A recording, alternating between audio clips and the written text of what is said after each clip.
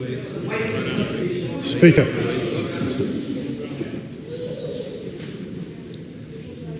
The Honourable Dr. Duncan Webb.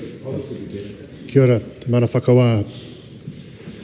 This bill is a shameful return to some of the most offensive legislation this House has passed. When we look back and we think of the Māori Prisoners Act in 1880, suspending trial rights for Māori at Parehaka, the New Zealand Settlements Act 1863, confiscating land after Tainui Wars, the Tūhanga Suppression Act of 1907, banning traditional practices, and the Native Schools Act of 1867, banning the use of te reo. We look back now, we think, how could Parliament have been so wrong, so fundamentally at odds with the promises made in the treaty, so racist? Yet here we are.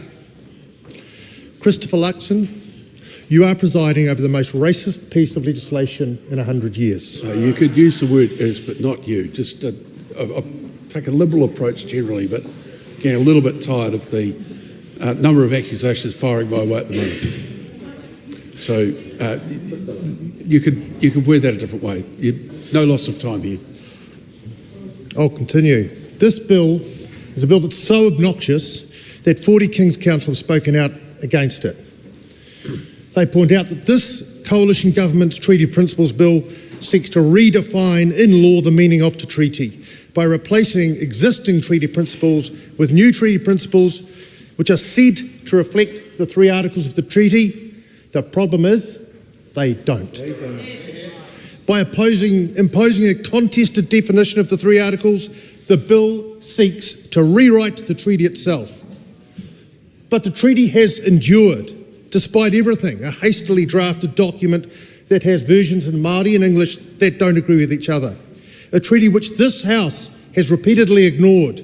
A treaty that the courts once called a nullity, but its spirit has endured. Māori have never given up. They have been tenacious across generations.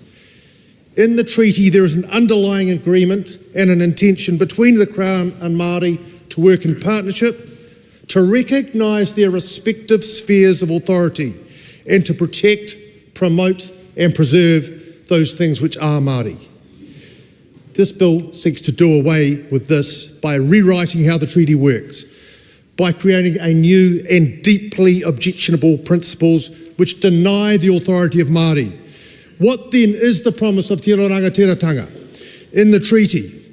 In the words of those 42 distinguished lawyers, this new principle erases the Crown's Article 2 guarantee to Māori of Te Rangatiratanga. It seeks to undermine the chieftainship and self-determination and their political authority. This is a damaging piece of legislation. This government, Christopher Luxon, is taking a wrecking ball to the work that has been done by successive governments over the past 50 years since the Waitangi Tribunal was established.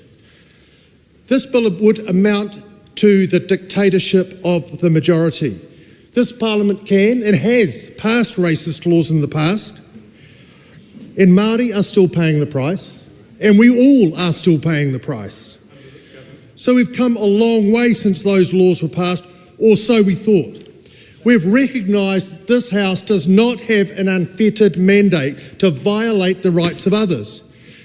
But this bill demonstrates that some people still think that because Parliament is sovereign, because the power exists, there's a mandate to expropriate, rewrite and revisit. They think their power is unfettered, unbridled and unconstrained. But it's not. As those 42 King's Council said, even if Parliament can legislate like this, it should not, because it's not for the government of the day to retrospectively and unilaterally reinterpret constitutional treaties. That would offend the basic principles which underpin New Zealand's representative democracy. There are big constitutional questions that deserve debate, and the treaty is one of them, a contentious one. But it should be given a debate which is careful and conducted in good faith. This government has approached this debate in a way that's disrespectful at best and hateful at worst. Will a later Parliament look back at the conduct of Christopher Luxon presiding over this bill and put it alongside those parliaments which drove a wedge in our society, caused generations of harm? I think so. And now we go to a futile select committee process, one where they've said they're not going to vote for it, we're not going to vote for it. It's wasteful, it's divisive. That government should be ashamed. Mr. Speaker.